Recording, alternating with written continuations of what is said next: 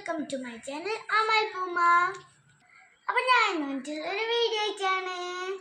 ഒന്നുമില്ല, പറഞ്ഞ മമ്മനെ ഞാൻ ഹെൽപ്പ് ആക്കാൻ വിചാരിച്ചു.